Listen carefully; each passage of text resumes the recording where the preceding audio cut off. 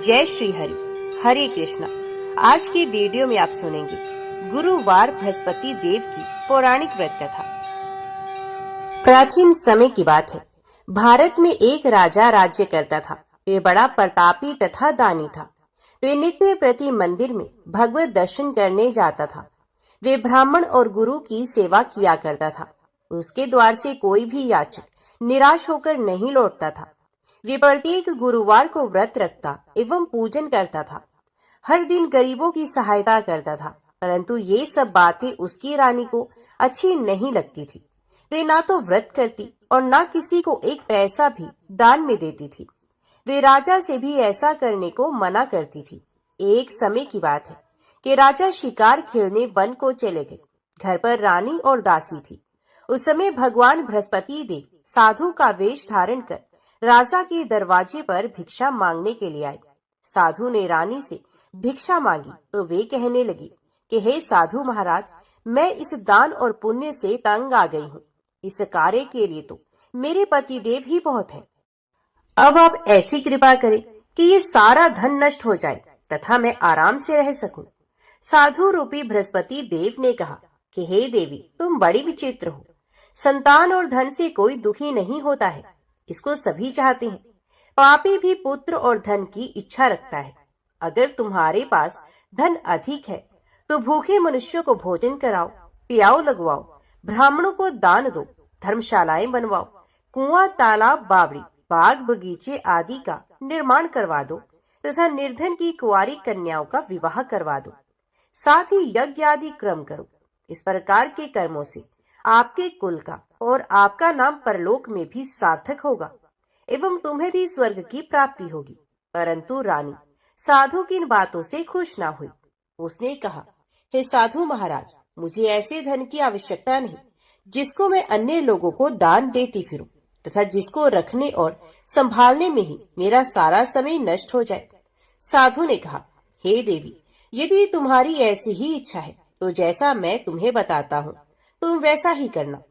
बृहस्पतिवार के दिन घर आंगन को गोबर से लिपना, अपने केशों को पीली मिट्टी से धोना, केशों को धोते समय स्नान करना, राजा से कहना कि वे हजामत करवाए, भोजन में मांस मदिरा खाना, कपड़े धोबी के यहाँ धुलने देना। इस प्रकार 7 बृहस्पतिवार करने से तुम्हारा सारा धन नष्ट हो जाएगा। ये कहकर साधु महाराज रूपी बृहस्पति देव अंतर ध्यान हो गए। रानी ने साधु के कहने के अनुसार 7 बृहस्पतिवार तक वैसा ही करने का विचार किया। साधु के बताए अनुसार कार्य करते हुए केवल 3 बृहस्पतिवार ही बीते थे कि उसकी समस्त धन संपत्ति नष्ट हो गई। भोजन के लिए दोनों समय परिवार तरसने लगा तथा सांसारिक भोगों से दुखी रहने लगे। तब राजा रानी से कहने लगा कि हे रानी, तुम यहाँ पर रहो, मैं दूसरे देश को जाता हूँ, क्योंकि यहाँ पर मुझे सभी मनुष्य जानते हैं, इसलिए मैं यहाँ पर कोई काम नहीं कर सकता। मैं परदेश जा रहा हूँ, वहाँ कोई काम धंधा कर लूंगा, शायद हमारे भाग्य बदल जाए। ऐसा कहकर राजा परदेश चला गया। वे वहाँ जंगल से लकड़ी काट कर लाता और शहर में बेचता। इस तरह जीवन व्यतीत करने लगा। इधर राजा के बिना रानी और दासी दुखी रहने लगी। किसी दिन एक समय भोजन मिलता और किसी दिन जल पीकर ही रह जाती। एक समय रानी और दासी को 7 दिन बिना भोजन के व्यतीत करने पड़े। तो रानी ने अपनी दासी से कहा कि हे दासी, यहाँ पास ही के नगर में मेरी बहन रहती है, वे बड़ी धनवान है, तो उसके पास जा और वहाँ से 5 से खाना मांग कर ले आ, जिससे कुछ समय के लिए गुजारा हो जाएगा। दासी रानी की बहन के पास गई। रानी की बहन उस समय पूजा कर रही थी। बृहस्पतिवार का दिन था। दासी ने रानी की बहन से कहा कि हे रानी, मुझे आपकी बहन ने भेजा है, मुझे 5 सेर भेजर दे दो। दासी ने ये बात अनेक बार कही, परंतु रानी की बहन ने कोई भी उत्तर नहीं दिया, क्योंकि वे उस समय बृहस्पतिवार की कथा सुन रही थी। जब दासी को रानी की बहन से कोई उत्तर नहीं मिला तो वे बहुत दुखी हुई। उसे क्रोध भी आया। वे लौटकर रानी से बोली, हे रानी, आपकी बहन बहुत ही घमंडी है, ये छोटे लोगों से बात भी नहीं करती। मैंने उससे कहा तो उसने कोई उत्तर नहीं दिया। मैं वापस चली आई। रानी बोली, हे दासी, उसका कोई दोष नहीं। जब बुरे दिन आते हैं तब कोई सहारा नहीं होता। अच्छे बुरे का पता विपत्ति में ही लगता है। जो ईश्वर की इच्छा होगी वही होगा। ये सब हमारे भाग्य का दोष है। उधर रानी की बहन ने सोचा कि मेरी बहन की दासी आई थी, परंतु मैं उससे नहीं बोली, इससे वे बहुत दुखी हुई होगी। अतः कथा सुन और भगवान विष्णु का पूजन समाप्त कर वे अपनी बहन के घर आई और कहने लगी कि हे बहन, मैं बृहस्पतिवार का व्रत कर रही थी। तुम्हारी दासी हमारे घर पर आई थी, परंतु जब तक कथा होती है तब तक हम लोग न उठते हैं न बोलते हैं, इसलिए मैं नहीं बोली। कहो दासी क्यों गई थी? रानी बोली, बहन, हमारे घर में अनाज नहीं था, वैसे तुमसे कोई बात छिपी नहीं, इस कारण मैंने दासी को तुम्हारे पास 5 सेर भेजर लेने के लिए भेजा था। रानी की बहन बोली, बहन देखो, बृहस्पति भगवान सबकी मनोकामना पूर्ण करते हैं। देखो शायद तुम्हारे घर में ही अनाज रखा हो। ये सुनकर दासी घर के अंदर गई तो वहां उसे एक घड़ा भेजर का भरा हुआ मिल गया। उसे बड़ी हैरानी हुई क्योंकि उसने एक एक बर्तन देख लिया था। उसने बाहर आकर रानी को बताया। दासी अपनी रानी से कहने लगी, हे रानी देखो, वैसे हमको जब अन्न नहीं मिलता तो हम रोज ही व्रत करते हैं। अगर इनसे इस व्रत की विधि और कथा पूछ ली जाए तो उसे हम भी कर लिया करेंगे। दासी के कहने पर रानी ने अपनी बहन से बृहस्पतिवार व्रत के बारे में पूछा। उसकी बहन ने बताया, हे रानी, बृहस्पतिवार को सूर्य उदय से पूर्व उठकर स्नान करके बृहस्पतिवार का व्रत करना चाहिए, लेकिन उस दिन सर नहीं धोना चाहिए। बृहस्पतिवार के दिन में चने की दाल और मुनक्का से विष्णु भगवान को केले के वृक्ष की जड़ से पूजन करें तथा दीपक जलाए। उस दिन एक ही समय भोजन करें। भोजन पीले खाद्य पदार्थ का करें तथा कथा सुने। इस प्रकार करने से गुरु भगवान प्रसन्न होते हैं, अन्न पुत्र धन देते हैं। इस तरह व्रत और पूजन की विधि बताकर रानी की बहन अपने घर लौट गई। रानी और दासी दोनों ने निश्चय किया कि वे बृहस्पति देव भगवान का पूजन जरूर करेंगी। 7 दिन के बाद जब बृहस्पतिवार आया तो उन्होंने व्रत को रखा। घुड़साल में जाकर चना और गुड़ बीन लाई तथा उसकी डाल से केले की जड़ में विष्णु भगवान का पूजन किया। अब भोजन कहाँ से आए? दोनों बड़ी दुखी हुई, परंतु उन्होंने व्रत किया था, इस कारण देव बृहस्पति भगवान प्रसन्न हो गए। वे एक साधारण व्यक्ति के रूप में 2 थालों में सुंदर पीला भोजन लेकर आए और दासी को देकर बोले, हे दासी, ये भोजन तुम्हारे और रानी के लिए है, तुम दोनों करना। दासी भोजन पाकर बड़ी प्रसन्न हुई और रानी से बोली, रानी जी भोजन कर लो। रानी को भोजन आने के बारे में कुछ पता नहीं था, इसलिए वे दासी से बोली, जा तू ही भोजन कर, क्योंकि तू हमारी व्यर्थ में हंसी उड़ाती है। दासी बोली, एक व्यक्ति अभी भोजन दे गया है। रानी कहने लगी, वे भोजन तेरे लिए ही दे गया है, तू ही भोजन कर। दासी ने कहा, वे व्यक्ति हम दोनों के लिए 2 थालों में भोजन दे गया है, इसलिए मैं और आप दोनों ही साथ साथ भोजन करेंगे। फिर दोनों ने गुरु भगवान को नमस्कार कर भोजन प्रारंभ किया। उसके बाद से वे प्रत्येक बृहस्पतिवार को गुरु भगवान का व्रत और पूजन करने लगी। बृहस्पति भगवान की कृपा से उनके पास धन हो गया, परंतु रानी फिर पहले की तरह ही आलस्य करने लगी। तब दासी बोली, देखो रानी, तुम पहले भी इसी प्रकार आलस्य करती थी, तुम्हें धन के रखने में कष्ट होता था, इसी कारण सभी धन नष्ट हो गया। अब गुरु भगवान की कृपा से धन मिला है तो फिर तुम्हें आलस्य होता है। बड़ी मुसीबतों के साथ हमने ये धन पाया है, इसलिए हमें दान पुण्य करना चाहिए। तुम भूखे मनुष्य को भोजन करवाओ, प्याऊ लगवाओ, ब्राह्मणों को दान दो, कुआं तालाब बावड़ी आदि का निर्माण करवाओ, मंदिर पाठशाला बनवाकर दान दो, कुंवारी कन्याओं का विवाह करवा दो। धन को शुभ कार्यों में खर्च करो, जिससे तुम्हारे कुल का यश बढ़े तथा स्वर्ग प्राप्त हो और पितृ प्रसन्न हो। दासी की बात मानकर रानी ने इसी प्रकार के कर्म करने शुरू किए, जिससे उनका काफी यश फैलने लगा। एक दिन रानी और दासी आपस में विचार करने लगी कि ना जाने राजा किस दशा में होंगे, उनकी कोई खोज खबर भी नहीं है। उन्होंने श्रद्धा पूर्वक गुरु बृहस्पति भगवान से प्रार्थना की कि राजा जहाँ कहीं भी हो शीघ्र वापस आ जाए। उधर राजा परदेश में बहुत दुखी रहने लगा। ये प्रतिदिन जंगल से लकड़ी बीनकर ले आता और उसे शहर में बेचकर अपने दुखी जीवन को बड़ी कठिनता से व्यतीत करता। एक दिन दुखी हो अपनी पुरानी बातों को याद करके वे रोने लगा और उदास हो गया। उसी समय राजा के पास बृहस्पति देव साधु के वेश में आकर बोले, हे लकड़हारे, तुम इस सुनसान जंगल में किस चिंता में बैठे हो, मुझे बताओ। ये सुनकर राजा के नेत्रों में जल भर आया। साधु की वंदना कर राजा ने अपनी संपूर्ण कहानी सुना दी। महात्मा दयालु होते हैं। वे राजा से बोले, हे राजा, तुम्हारी पत्नी ने बृहस्पति देव के प्रति अपराध किया था, जिसके कारण तुम्हारी ये दशा हुई। अब तुम चिंता मत करो, भगवान तुम्हें पहले से भी अधिक धन देंगे। देखो, तुम्हारी पत्नी ने बृहस्पतिवार का व्रत प्रारंभ कर दिया है। अब तुम भी बृहस्पतिवार का व्रत करके चने की दाल व गुड़ जल के लोटे में डालकर केले का पूजन करो, फिर कथा कहो या सुनो। भगवान तुम्हारी सब कामनाओं को पूर्ण करेंगे। साधु की बात सुनकर राजा बोला, हे प्रभु, लकड़ी बेचकर तो इतना पैसा भी नहीं बचता जिसे भोजन के उपरांत कुछ बचा सकूं। मैंने रात्रि में अपनी रानी को व्याकुल देखा है। मेरे पास कोई साधन नहीं जिससे उसका समाचार जान सकूं। फिर मैं कौन सी कहानी कहूँ, ये भी मुझको मालूम नहीं। साधु ने कहा, हे राजा, मन में बृहस्पति भगवान की पूजन व्रत का निश्चय करो, वे स्वयं तुम्हारे लिए कोई राह बना देंगे।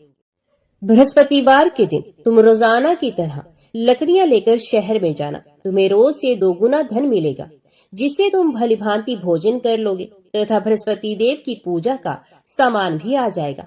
जो तुमने बृहस्पतिवार की कहानी के बारे में पूछा है वे इस प्रकार है। प्राचीन काल में एक ब्राह्मण था। ये बहुत निर्धन था। उसके कोई भी संतान नहीं थी। उसकी स्त्री बहुत ही मलिनता के साथ रहती थी। वो ना तो स्नान करती, ना ही किसी देवता का पूजन करती। इस कारण ब्राह्मण देवता बहुत दुखी रहते थे। बेचारे बहुत कुछ कहते थे, किंतु उसका कोई परिणाम नहीं निकला। भगवान की कृपा से ब्राह्मण के घर में एक कन्या का जन्म हुआ। कन्या समय के साथ बड़ी होने लगी। वे कन्या प्रातः काल में स्नान करके भगवान विष्णु का जप करती थी। कन्या ने बृहस्पतिवार का व्रत भी नियम पूर्वक करना प्रारंभ कर दिया। पूजा पाठ समाप्त होने पर पाठशाला जाती तो अपनी मुट्ठी में जो भर के ले जाती और पाठशाला के मार्ग में डालती जाती। लौटते समय वही जो स्वर्ण के हो जाते तो उनको बीनकर घर ले आती। एक दिन वह कन्या सूप में उन सोने के जौ को फटक कर साफ कर रही थी। तभी कन्या की माँ ने देख लिया और कहा कि हे बेटी, सोने के जौ को फटकने के लिए तो सोने का सूप भी होना चाहिए। दूसरे दिन बृहस्पतिवार का दिन था। कन्या ने व्रत रखा और बृहस्पति देव से प्रार्थना की कि हे बृहस्पति देव, मुझे सोने का सूप दे दो। बृहस्पति देव ने उसकी प्रार्थना स्वीकार की। फिर रोजाना की तरह वे कन्या जो फैलाती हुई पाठशाला चली गई। पाठशाला से लौटकर जब वे नित्य की भांति जो बीन रही थी तो बृहस्पति देव की कृपा से उसे सोने का सूप मार्ग में पड़ा हुआ मिला। उस सोने के सूप को वे घर ले आई और उसे जो साफ करने लगी, परंतु उसकी माँ का वही ढंग रहा। एक दिन की बात है, जब कन्या सोने के सूप में जो साफ कर रही थी, उसी समय जिस नगर में कन्या और उसका परिवार रहता था, उसी नगर का राजकुमार उसके घर के पास से निकला। कन्या के रंग और रूप को देखकर वे कन्या पर मोहित हो गया। जब वह अपने राजमहल में आया तो वह बहुत उदास हो गया, बिना भोजन किए ही लेट गया। राजा को जब राजकुमार द्वारा अन्न जल त्यागने का समाचार ज्ञात हुआ, अपने मंत्रियों के साथ वे राजकुमार के पास गया और पूछा कि हे पुत्र, तुम्हें किस बात का दुख है और तुमने भोजन क्यों त्याग दिया है? राजकुमार ने कहा कि हे पिताश्री, मुझे किसी बात का दुख नहीं, परंतु मैं उस लड़की से विवाह करना चाहता हूँ जो सोने के सूप में सोने के जौ साफ कर रही थी। राजा ने कहा कि राजकुमार, आप उस कन्या का नाम और पता बताओ, मैं निश्चित रूप से तुम्हारा विवाह उसी कन्या से करवा दूंगा। राजकुमार ने राजा को उस लड़की के घर का पता बता दिया। मंत्री उस लड़की के घर गया। मंत्री ने ब्राह्मण के समक्ष राजा की ओर से निवेदन किया। कुछ ही दिन के बाद ब्राह्मण की कन्या का विवाह राजकुमार के साथ संपन्न हो गया। कन्या के घर से जाते ही ब्राह्मण के घर में पहले की ही भांति गरीबी का निवास हो गया। अब भोजन के लिए अन्न भी बड़ी मुश्किल से मिलता था। एक दिन दुखी होकर ब्राह्मण अपनी पुत्री से मिलने गया। बेटी ने पिता की अवस्था को देखा और अपनी माँ का हाल पूछा। ब्राह्मण ने सभी हाल कह सुनाया। कन्या ने बहुत सा धन देकर अपने पिता को विदा किया, लेकिन कुछ दिन के बाद फिर वही हाल हो गया। ब्राह्मण फिर अपनी कन्या के यहाँ गया और सभी हाल कह सुनाया। पुत्री बोली, हे पिताजी, आप माता जी को यहाँ ले आइए, मैं उन्हें वे विधि बता दूंगी जिससे आपकी सारी गरीबी दूर हो जाएगी। ब्राह्मण देवता अपनी स्त्री को साथ लेकर अपनी पुत्री के पास राजमहल में पहुंचे तो पुत्री अपनी माँ को समझाने लगी कि हे माँ, तुम प्रातः काल स्नान आदि करके भगवान विष्णु की पूजा करो तो घर की सब दरिद्रता और कष्ट दूर हो जाएंगे। परंतु उसकी माँ ने उसकी एक भी बात नहीं मानी। वे पहले की ही तरह प्रातः काल उठकर अपनी पुत्री की बची जूठन को खा लेती थी। एक दिन उसकी पुत्री को बहुत गुस्सा आया। उसने अपनी माँ को एक कोठरी में बंद कर दिया। प्रातः काल में अपनी माँ को कोठरी से बाहर निकालकर स्नान आदि के द्वारा पूजा पाठ करवाया तो उसकी माँ की बुद्धि ठीक हुई। इसके बाद उसकी माँ भी नियम से नित्य पूजा पाठ करने लगी और प्रत्येक बृहस्पतिवार को व्रत करने लगी। इस व्रत के प्रभाव से मृत्यु के बाद वे स्वर्ग को गई। ये ब्राह्मण भी सुख पूर्वक इस लोक का सुख भोग कर स्वर्ग को प्राप्त हुआ। इस तरह कहानी कहकर साधु बने देवता वहां से अंतर ध्यान हो गए। धीरे धीरे समय व्यतीत होने पर फिर बृहस्पतिवार का दिन आया। राजा जंगल से लकड़ी काटकर शहर में बेचने गया। उसे उस दिन और दिनों से अधिक धन मिला।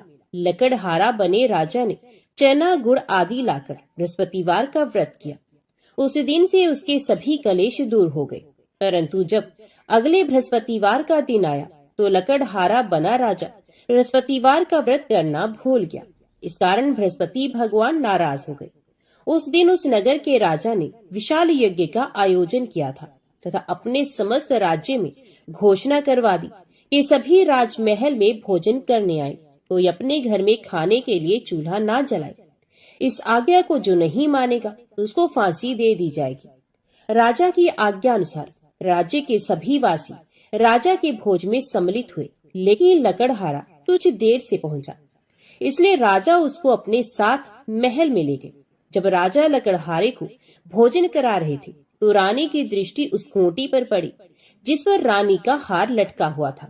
उसे हार खूंटी पर लटका दिखाई नहीं दिया। रानी को निश्चय हो गया कि मेरा हार इस लकड़हारे ने चुराया है। उसी समय सैनिक बुलवाकर लकड़हारे को जेल में डलवा दिया गया। लकड़हारा जेल में विचार करने लगा कि ना जाने कौन से पूर्व जन्म के कर्म से मुझे ये दुख प्राप्त हुआ, और जंगल में मिले उस साधु को याद करने लगा। उसी समय बृहस्पति देव साधु के रूप में प्रकट हो गए और कहने लगे, अरे मूर्ख, तुमने बृहस्पति देव का व्रत और पूजा नहीं की और सुख में उन्हें भूल गए, इसी कारण तुझे ये दुख प्राप्त हुआ। अब चिंता मत कर, बृहस्पतिवार के दिन जेल खाने के दरवाजे पर तुझे 4 पैसे पड़े मिलेंगे। उनसे तुम बृहस्पतिवार की पूजा करना तो तुम्हारे सभी कष्ट दूर हो जाएंगे। अगले बृहस्पतिवार उसी जेल के दरवाजे पर 4 पैसे पड़े मिले। राजा ने पूजा का सामान मंगवाकर कथा कही और प्रसाद बांटा। उसी रात्रि में बृहस्पति देव ने उस नगर के राजा के स्वप्न में आकर उससे कहा, हे राजा, तूने जिसे जेल में बंद किया है उसे कल छोड़ देना, वे निर्दोष है। राजा प्रातःकाल उठा और खूंटी पर हार टंगा देकर लकड़हारे को बुलाकर उस लकड़हारे से क्षमा मांगी और लकड़हारे बने राजा के योग्य सुंदर वस्त्र आभूषण भेंट कर उसे विदा किया। उस साधु की आज्ञा अनुसार राजा अपने नगर को चला गया। राजा जब नगर के निकट पहुंचा उसे बड़ा ही आश्चर्य हुआ। नगर में पहले से अधिक बाग, तालाब, कुएं और बहुत सी धर्मशालाएं, मंदिर आदि बने हुए थे।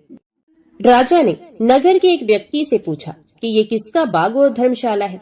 तब नगर के उस व्यक्ति ने बताया, ये सब इस राज्य की रानी और दासी द्वारा बनाए गए हैं। राजा को आश्चर्य हुआ और गुस्सा भी आया कि उसकी अनुपस्थिति में रानी के पास धन कहाँ से आया होगा। जब रानी ने ये खबर सुनी कि राजा आ रहे हैं तो उसने अपनी दासी से कहा कि हे दासी देख, राजा हमको कितनी बुरी हालत में छोड़कर गए थे। ये हमारी ऐसी हालत देखकर लौट ना जाए, इसलिए तू दरवाजे पर खड़ी हो जा। रानी की आज्ञा अनुसार दासी दरवाजे पर खड़ी हो गई और जब राजा आए तो उन्हें अपने साथ महल में ले आई। तब राजा ने क्रोध करके अपनी तलवार निकाली और पूछने लगा, बताओ ये धन तुम्हें कैसे प्राप्त हुआ। तब रानी ने सारी कथा कह सुनाई। राजा ने निश्चय किया कि मैं रोजाना दिन में 3 बार कहानी कहा करूंगा और रोज व्रत किया करूंगा। अब हर समय राजा के दुपट्टे में चने की दाल बंधी रहती तथा दिन में 3 बार कथा कहता। एक रोज राजा ने विचार किया कि चलो अपनी बहन के यहाँ हुआ। इस तरह का निश्चय कर राजा घोड़े पर सवार हो अपनी बहन के यहाँ चल दिया। मार्ग में उसने देखा कि कुछ आदमी एक मुर्दे को लिए जा रहे हैं। उन्हें रोककर राजा कहने लगा, अरे भैया, मेरी बृहस्पतिवार की कथा सुन लो। वे लोग बोले, लो, हमारा तो आदमी मर गया है, इसको अपनी कथा की पड़ी है। परंतु कुछ आदमी बोले, अच्छा कहो, हम तुम्हारी कथा भी सुनेंगे। राजा ने दाल निकाली और कथा कहना शुरू किया।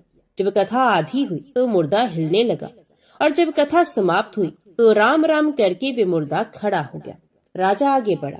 उसे चलते चलते शाम हो गई। आगे मार्ग में उसे एक किसान खेत में हल चलाता मिला। राजा ने उससे कथा सुनने का आग्रह किया, लेकिन वे नहीं माना। राजा आगे चल पड़ा। राजा के हटते ही बैल पछाड़ खाकर गिर गए तथा किसान के पेट में बहुत जोर से दर्द होने लगा। उसी समय किसान की माँ रोटी लेकर आई। उसने जब देखा तो अपने पुत्र से सब हाल पूछा। बेटे ने सभी हाल बता दिया।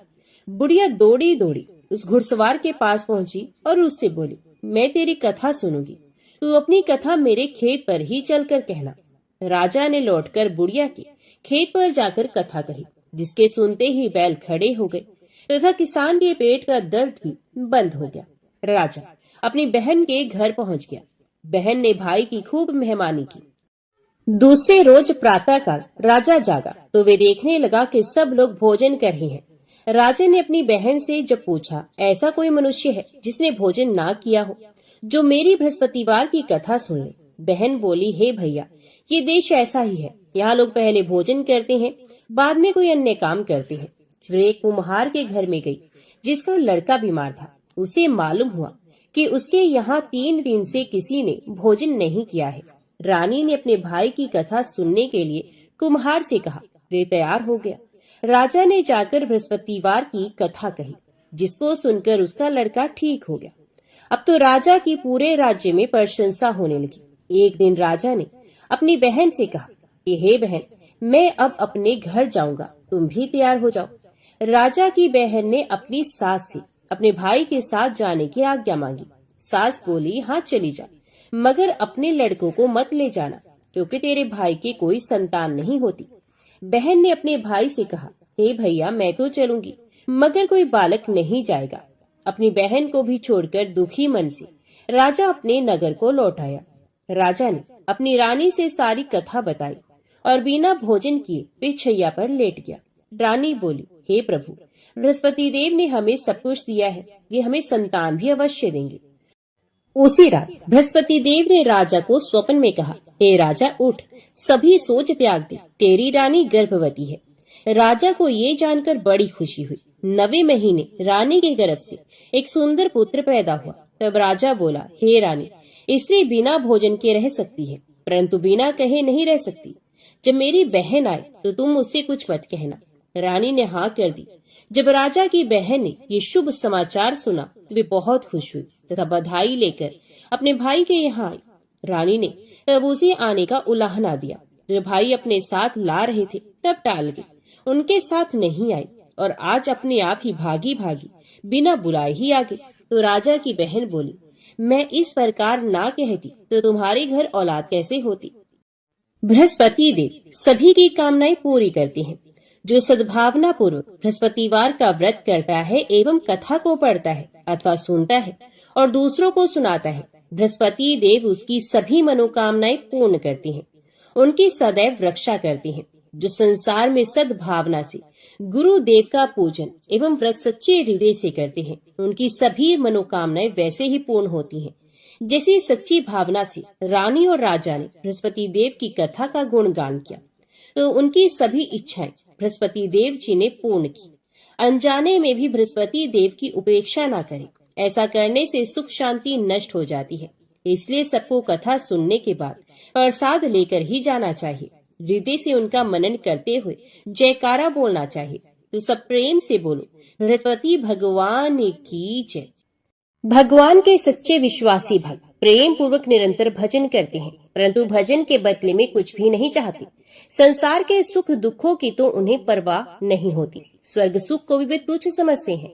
यहाँ तक कि मोक्ष और साक्षात भगवत प्राप्ति का लोभ भी उन्हें भजन से डिगा नहीं सकता। ये भजन करते हैं, क्यों करते हैं, इसका उनके पास जवाब नहीं होता, परंतु ये निश्चित है कि भजन किए बिना उनसे क्षण भर भी नहीं रहा जाता। उनके लिए भजन का त्याग उतना ही असाध्य है जितना जीवन के लिए प्राणों का। वस्तुत ये उदाहरण भी भक्त के द्वारा होने वाले भजन की तुलना नहीं कर सकता। ये तो समझने के लिए एक संकेत मात्र है। जो लोग सांसारिक भोग सुखों की प्राप्ति में भजन का सफल होना समझते हैं और इसी में भगवत कृपा मानते हैं तथा सांसारिक विपत्तियों और कष्टों में भगवान को भूल जाते हैं, कोसते हैं, उनकी अकृपा मानते हैं और कहीं कहीं तो भगवान की दया तथा उनके अस्तित्व पर संदेह करने लगते हैं, वे वस्तुत बड़े ही दयनीय हैं। ऐसे लोग भजन के प्रेमी भक्त नहीं हैं। ये तो लेन देन करने वाले व्यापारी, उनमें भी अविश्वासी मात्र हैं। हमारे भक्त राज श्री प्रताप राय जी उपयुक्त प्रकार के एक महान विश्वासी भक्त थे। युवावस्था के कुछ काल को छोड़कर इनके जीवन का मध्यकाल सांसारिक दृष्टि से दुख सागर में ही डूबते उतराते बीता, परंतु ये सदा ही अपने आनंद में मगन रहे। किसी भी दुख की ताकत नहीं हुई कि वे इनके दिल पर कुछ भी असर डाल सके। भक्त प्रताप राय जी क्षत्रिय थे। उनके पूर्वज बहुत समय से बंगाल में जा बसे थे। इनकी भाषा, वेश तथा चाल चलन में काफी बंगालीपन आ गया था, परंतु खानपान शुद्ध था। श्री गोपाल जी की भक्ति तो इनकी मानो बपोती थी। चारों ओर आमिष भोजी शक्ति उपासकों से घिरे रहने पर भी इनके परिवार में वैष्णवता का मानो अखंड एक क्षत्र साम्राज्य था। पश्चिम बंगाल के हरसोला नामक गांव में ये रहते थे। इनके पिता का नाम भानु राय और माता का नाम कुसुमी था। दोनों बड़े ही धार्मिक और भक्त थे। इनके पास जमीन थी और उसमें काफी अनाज होता था। पशुधन भी पर्याप्त था। कुछ महाजनिकन काम करते थे। उचित ब्याज पर आसपास के गांव वालों को रुपए दिया करते थे। अपनी स्थिति में ये मस्त थे। घर की आवश्यकता के अनुसार इनको किसी बात की कमी नहीं थी। प्रताप राय इस भगवान दंपत्ति के एकमात्र लाडले पुत्र थे। माता पिता ही संतान के सबसे पहले गुरु होते हैं। बच्चों का दुलार तो अवश्य ही करना चाहिए, परंतु ऐसा नहीं करना चाहिए जिससे उनमें बुरी आदत पड़े और आगे चलकर उसका बुरा फल उन्हें भोगना पड़े। प्रताप राय के माता पिता इस विषय में बड़े सावधान थे। 2 बहनों के बीच में प्रताप एक ही लड़के थे। माता पिता के हृदय के परम धन थे, परंतु उन्होंने उनमें एक भी बुरी आदत नहीं पड़ने दी। माता पिता के शिक्षा के प्रभाव से वे सवेरे उठते, भगवान का स्मरण करते, माता पिता के चरणों में प्रणाम करते, नहा धोकर तुलसी का पौधा सींचते, घर में ठाकुर जी के दर्शन करते, कुछ जप करते, तब सवेरे का व्यालू करते, सबसे मीठा और विनय के साथ बोलते, हठ नहीं करते, माता पिता के सामने कभी नहीं बोलते। प्रताप जैसे देखने में सुंदर थे, वैसे ही बल्कि उससे कहीं अधिक हृदय से और बर्ताव में सुंदर थे। उनसे जो एक बार बात कर लेता वही मुग्ध हो जाता। माता पिता ने प्रताप में कष्ट सहने की भी आदत डाली थी। धूप वर्षा सहना, जाड़े में बिना कपड़े के रह जाना, हाथ से सब काम कर लेना, बहनों से ईर्ष्या ना करना, कपड़े गहने के लिए कभी ना ललचाना, बहुत सादे और मोटे कपड़े पहनने में आनंद मानना, जीभ के स्वाद और शरीर की सजावट से घृणा करना, शौकीनी बिल्कुल ना जानना और किसी भी काम के करने में ना लजाना उनके खास गुण थे। वे कोई भी चीज अकेले नहीं खाते, पहले अपने बहनों को देते तब खाते। बहनें भी उनसे बहुत प्यार करती। इस प्रकार प्रताप राय का लड़कपन माता पिता की देख रेख में बहुत ही आनंद से बीता। प्रताप राय की बड़ी बहन का नाम लक्ष्मी था और छोटी का नाम माधवी। लक्ष्मी का विवाह तो पहले ही कर दिया गया था। प्रताप राय का विवाह 13 साल की उम्र में और माधवी का 11 साल की उम्र में कर दिया गया था। दोनों को विवाह 5-7 दिनों के अंतर से एक ही साथ हुए। प्रताप राय के विवाह के बाद 10 साल तक भानु राय जीवित रहे। इसी बीच में घर का सब काम प्रताप राय करने लगे। प्रताप राय के एक पुत्र भी हो गया। प्रताप राय जब 23 वर्ष के हुए तब पिता भानु राय का देहांत हो गया। पिता की मृत्यु से यद्यपि प्रताप राय के सर का छत्र ही टूट गया, परंतु उनकी विलक्षण विषय विरक्ति तथा भक्ति निष्ठा ने उनको दुखी होने नहीं दिया। उन्होंने सोचा, संसार में स्थिर क्या है? जो जन्मा उसकी मृत्यु अवश्यंभावी है। संसार के सभी संयोग वियोग को साथ लिए ही आते हैं। आत्मा अमर है, कभी मरता नहीं, और अनित्य तथा क्षणभंगुर शरीर स्थायी रहता नहीं। फिर चिंता किस बात की? पिताजी भगवान के भक्त थे। भगवान का नाम जप करते करते पिताजी ने इतनी आसानी से शरीर छोड़ दिया मानो अंग से सूखे फूलों की माला उतार दी हो। उन्हें कोई कष्ट हुआ ही नहीं। मरने में कष्ट तो उनको होता है जिनका मन भोगों में फंसा होता है, जो भगवान के दयापूर्ण विधान में विश्वास नहीं करते तथा जो देह को ही आत्मा मानते हैं।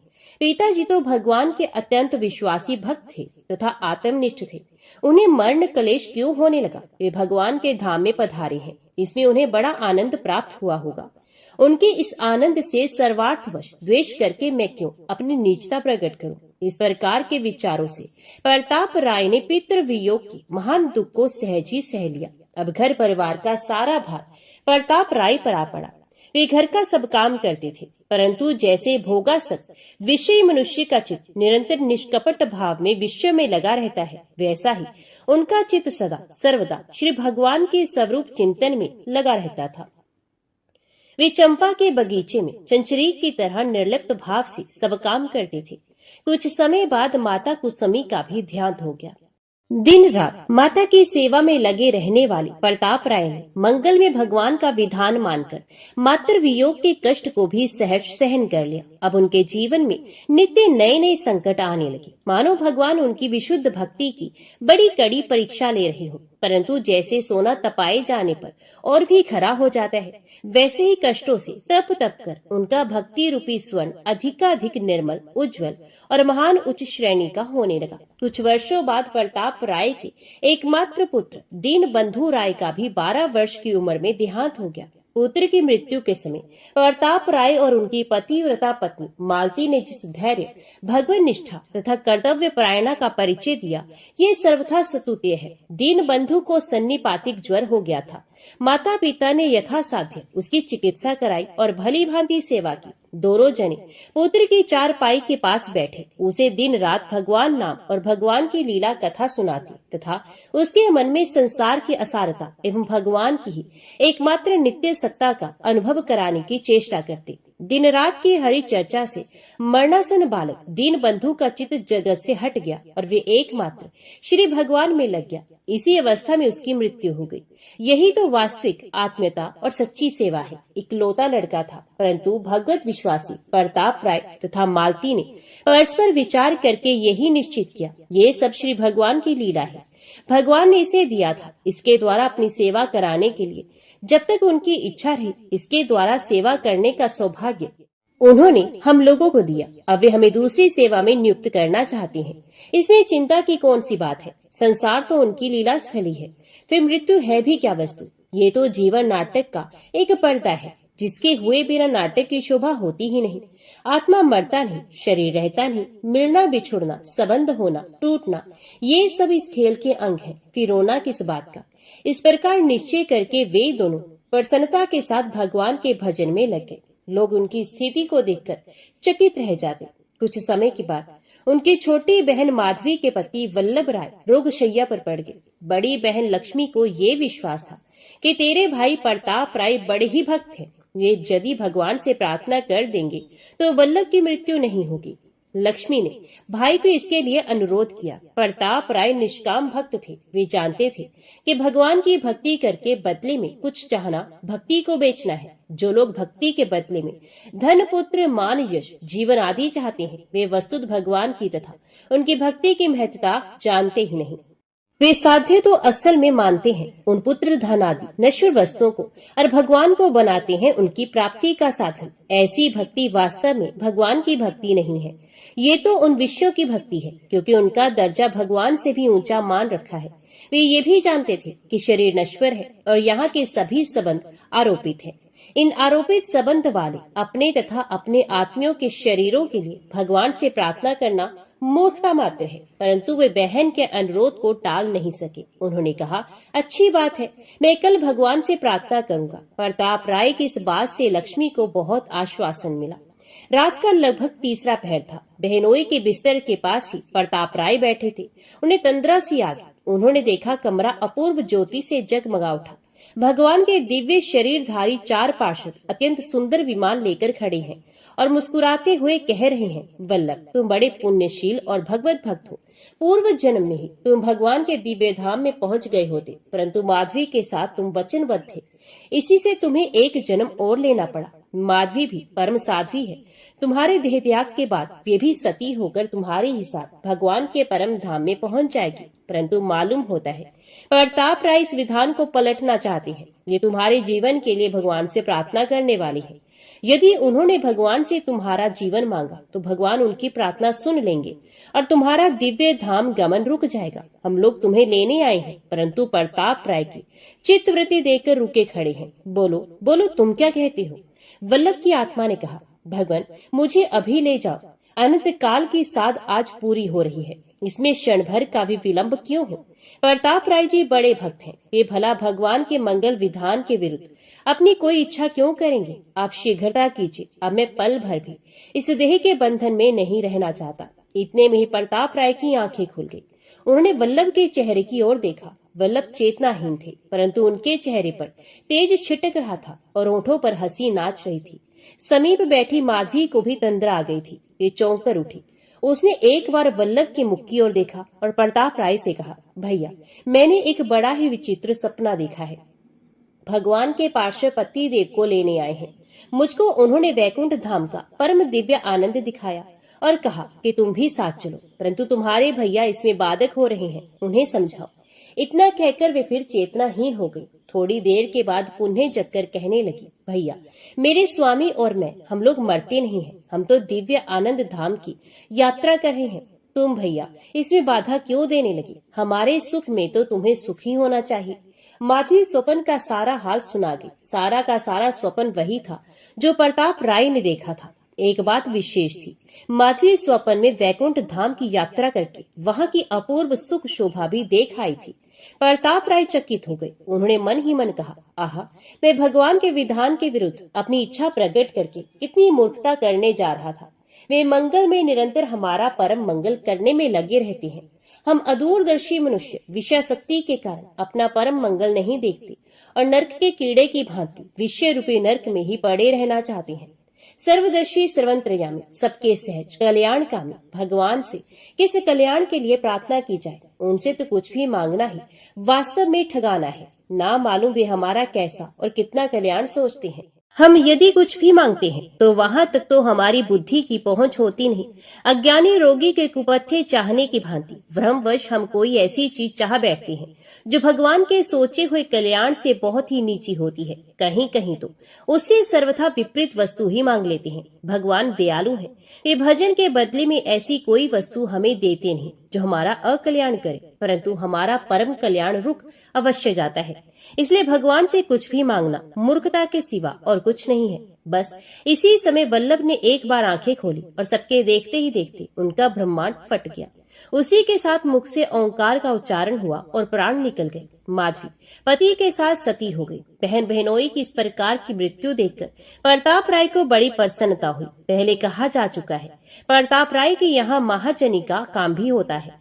उनका ये कार्य भी एक प्रकार से लोक सेवा का ही साधन था। लोक सेवा के निमित्त से भगवत सेवा तो प्रधान लक्ष्य था ही। आसपास के गांव में किसी को रुपए की जरूरत होती तो वे अपनी कोई चीज लेकर इनके पास आता।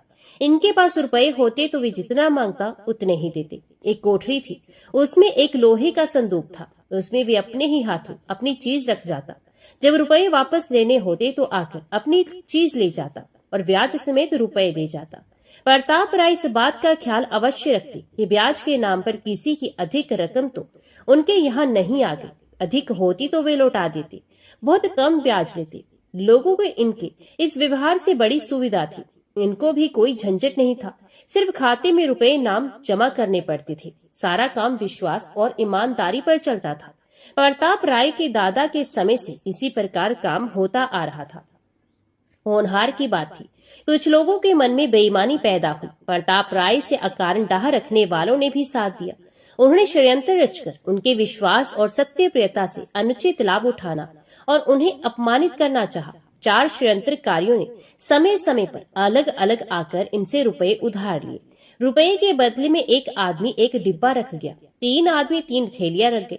डिब्बे वाले ने कहा इसमें बेशकीमती गहने हैं और थैली वाले ने कहा इसमें सोना चांदी है। प्रताप राय ने सदा की भांति कह दिया, जो कुछ हो रख दीजिए, जब रुपए देने आए तो अपना देखकर ले जाइएगा। वे लोग चले गए।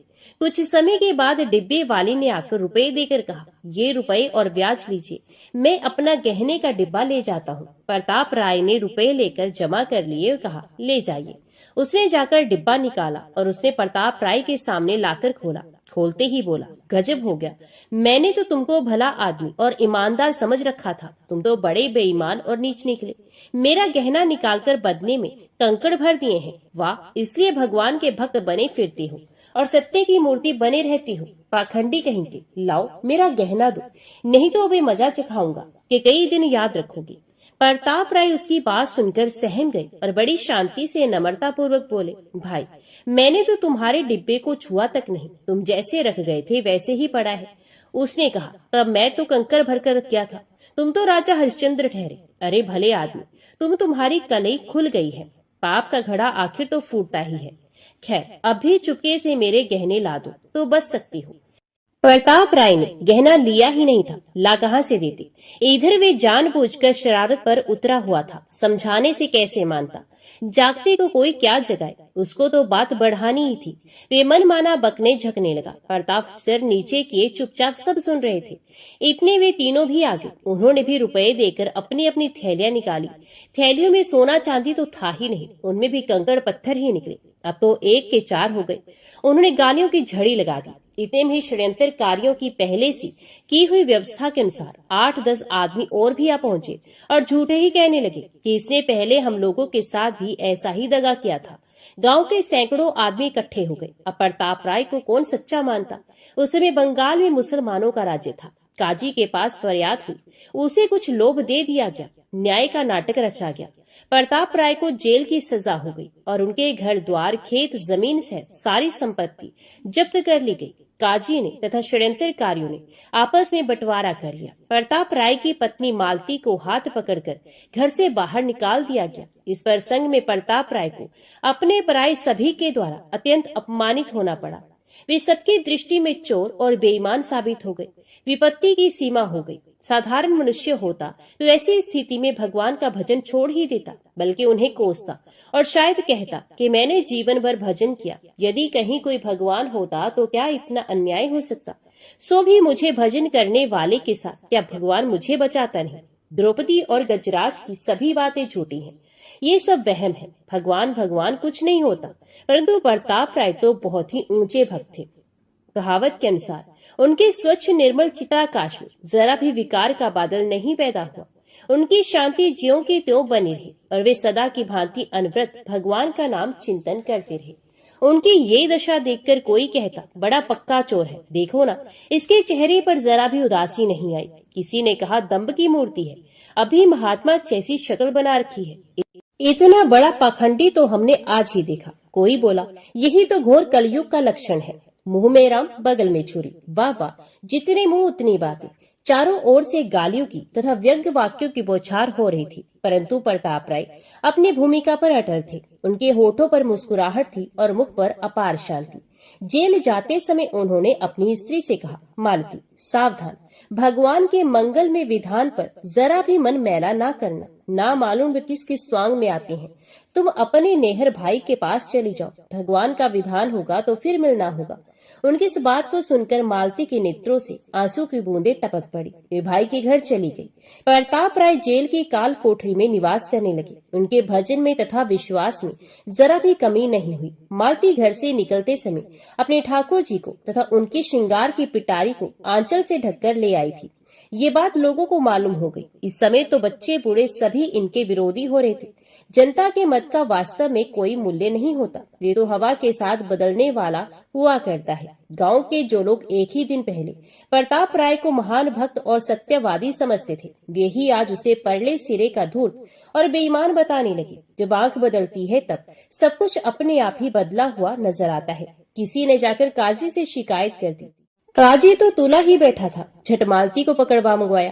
ठाकुर जी के गहने छीन लिए गए और जपत जायदाद को चुराकर ले जाने के अपराध में मालती को भी जेल खाने में भेज दिया गया। जेल का दरोगा भला आदमी था, उसने मालती को प्रताप राय के ही साथ रखा। भगवान के विधान से मालती का जेल खाने में पहुंचना मालती और प्रताप दोनों के लिए सुखकर हो गया। दोनों मिलकर एक चित्त से श्री भगवान का भजन करने लगे। प्रताप राय का भाव बहुत ही प्रशंसनीय था। एक दिन रात के समय प्रताप राय भगवान की स्तुति कर रहे थे। मालती भी चुपचाप चित्त के द्वारा उनके सुर में सुर मिला रही थी। प्रताप राय ने कहा, भगवान तुमने बड़ा ही अनुग्रह किया, जो सब झंझटों से छुड़ाकर हम लोगों के लिए जबरदस्ती एक एकांतवास की सुविधा कर दी। हम लोगों का तो परम धन तुम्हारा भजन ही है। इस सुविधा के कारण हमें ये परम धन सहूलियत से प्राप्त हो रहा है। हे नाथ, ऐसी कृपा करो जिससे तुम्हारे भजन में हमारी आसक्ति अत्यंत दृढ़ और पूर्ण हो जाए, यहाँ तक कि तुम्हारे मिलने पर भी तुम्हारा भजन बढ़ता ही रहे। हमें और कुछ नहीं चाहिए। दर्शन भले ही मत दो, हम ना तुम्हारे दर्शन के योग्य हैं, न हमारा अधिकार है, न हमें तुम्हारी इच्छा के विपरीत तुम्हारे दर्शन की उत्कंठा ही है। हम तो हे दया में बस तुम्हारा भजन करना चाहते हैं। तुम दर्शन दो और कहीं भजन छीन लो तो हमें तुम्हारे ऐसे दर्शन की भी इच्छा नहीं। कृपा करो प्रभु। निष्काम भक्त की वाणी सुनकर और उनके हृदय का भाव समझकर भगवान बड़े ही प्रसन्न हुए। जेल खाने की काल कोठरी धन्य हो गई। भगवान वहीं प्रकट हो गए। सहस्त्रों सूर्य के प्रकाश के समान वहां प्रकाश फैल गया। निर्भंग से खड़े हुए मुरली मनोहर श्री गोपाल जी ने प्रकट होकर भक्त दंपत्ति को गौरव मंडित कर दिया। भगवान की मनोहर झांकी के दर्शन कर प्रताप राय और मालती जगत की ओर अपनी सारी सुध बुध भूल गए। उनकी आंखें भ्रमर बनकर भगवान के मुख कमल मकरंद का अतृप्त होकर पान करने लगी। शरीर आनंद तिरेक से रोमांचित हो गए। नेत्रों से प्रेम की आंसू की धारा बह गई। वाणी रुक गई। वे दोनों भगवान के चरणों में गिर पड़े और कोमल चरणार विंदों का स्पर्श कर अत्यंत धन्य हो गए। भगवान ने कहा, वत्स प्रताप, बेटी मालती, मैं तुम लोगों की निष्ठा को देखकर बहुत ही प्रसन्न हूँ। जो लोग सांसारिक सुख और आराम के बदले में मेरा भजन बेच देते हैं वे बहुत ही भोले हैं। तुम्हारी बड़ी कठिन परीक्षा हुई, तुम पर बड़े बड़े संकट आए, परंतु तुम कभी विचलित नहीं हुए और किसी भी संकट के टल जाने के लिए भी कामना नहीं की। बात ये थी कि मैं तुम्हें विशेष रूप से अपनाना चाहता था। मैंने इसी से तुम्हारे पुराने कर्मों का बचा कुचा फल आत्मियों के वियोग, अपमान, कलंक और कारावास के रूप में भुगताकर तुम्हें कर्म मुक्त कर दिया है। अब तुम सब प्रकार से मेरे में प्रवेश करने योग्य बन गए हो। तुम जैसे ऐसी निष्ठा वाले भक्त मुझको बहुत ही प्यारे होते हैं। मेरे दर्शन बहुत ही दुर्लभ है। किसी साधना विशेष से ये नहीं होते। जो लोग दर्शन के लिए अत्यंत व्याकुल हो जाते हैं और जिनको एक एक पल युग के समान बीतता है, मेरे दर्शन उन भक्तों को, प्रेमी भक्तों को ही होते हैं। उनसे भी पहले उनको होते हैं जो दर्शन की भी परवाह नहीं करते, केवल अहेतुक प्रेम से निरंतर मेरा अनन्य भाव से भजन करते हैं। मेरे भजन के प्रताप से उनको संसार की कोई भी स्थिति प्रभावित नहीं कर सकती। तुम मेरे ऐसे ही भक्तों में से एक हो, इसलिए मुझे बहुत ही प्रिय हो। मालती भी तुम्हें पति रूप में प्राप्त करके धन्य हो गई। अब तुम्हारी जो इच्छा हो सो मांग लो। प्रताप राय ने कहा, भगवान हमारी सारी साध पूरी हो गई। अब हमें यही दीजिए जिसमें आपके भजन में हमारी और भी अधिक आसक्ति हो जाए। भगवान तथास्तु कहकर मुस्कुराते हुए तुरंत अंतर ध्यान हो गए। प्रताप राय की अनंत जन्मों की साधना भगवत कृपा से आज पूरी हो गई। इधर कुछ ही दिनों में काजी सहित चारों षड्यंत्रकारियों के शरीर कोढ़ से गलने लगे। गलित कुष्ठ से उनकी बुरी दशा हो गई। काजी की स्त्री बड़ी समझदार थी। उसने पहले ही निरपराध प्रताप राय को सताने और उनके घर द्वार लूटकर मालती को अनाथनी कर देने का विरोध कर दिया था। एक दिन मौका पाकर उसने पति से कहा, देखिए आपकी यह बीमारी मेरी समझ से भगवान के भक्त प्रताप राय को पीड़ा पहुंचाने का फल है। आप यदि मेरी बात माने तो उनको जेल से मुक्त कर दीजिए और उनसे क्षमा याचना कीजिए। काजी को पत्नी की बात जची। उसने प्रताप राय और उसकी पत्नी मालती को छोड़ दिया। इधर उन चारों दुष्टों को भी अपनी भूल समझ में आई। काजी के साथ उन चारों ने आकर प्रताप राय के चरणों में गिरकर अपना अपराध स्वीकार करते हुए क्षमा प्रार्थना की। उन्होंने कहा, आप सर्वथा निर्दोष हैं। हम बड़े ही नीच हैं जो हमने स्वार्थवश आप पर झूठा कलंक लगाया और आपको जेल खाने भेजा। आप हम लोगों को क्षमा करके भगवान से प्रार्थना कीजिए जिससे हम इस अत्यंत दुष्ट रोग से छूट जाएं। प्रताप राय ने कहा, भाइयों, तुम्हारा इसमें कुछ भी दोष नहीं। तुम तो निमित्त मात्र थे। ये सब तो हमारे किए हुए कर्मों का फल था, परंतु इससे हमें परम लाभ हुआ। हमारी अनंत जन्मों की साध पूरी हुई। हम लोग तुम्हारे इस उपकार के लिए अत्यंत कृतज्ञ हैं। इतना कहकर उन्होंने भगवान से प्रार्थना करते हुए कहा, भगवान, इन पांचों भूले हुए भाइयों का अपराध क्षमा होना चाहिए। इन्होंने काफी दंड भोग लिया है, फिर इन्होंने हमारा तो उपकार ही किया है। आप यदि कृपा करके इन्हें रोग मुक्त नहीं करेंगे तो हमें बड़ा ही दुख होगा। हे नाथ, हम आपकी शरण में हैं, रक्षा कीजिए, रक्षा कीजिए। इतना कहते ही अचानक उन पांचों के शरीर कंचन से हो गए। वे प्रताप राय के चरणों में गिर पड़े। अब तो गांव के सभी लोग, वे सभी लोग जिन्होंने झूठ मूठ ही प्रताप राय पर कलंक लगाने में सहायता दी थी, वहां आकर प्रताप राय और मालती के चरण छू छू कर उनसे बार बार क्षमा मांगने लगे। काजी ने उनकी जब्त की हुई संपत्ति लौटा दी। प्रताप राय ने सारी संपत्ति गरीबों में बांट दी और दोनों स्त्री पुरुष संसार त्याग कर श्री धाम वृंदावन को चले गए। 30 साल वहां निरंतर भगवत भजन किया और फिर भगवान का नाम जपते जपते चित्त वृत्तियों को भली भांति भगवान में तल्लीन करके दोनों गोलोक को पधार गए। तो बोलो, भक्त और उनके भगवान की जय।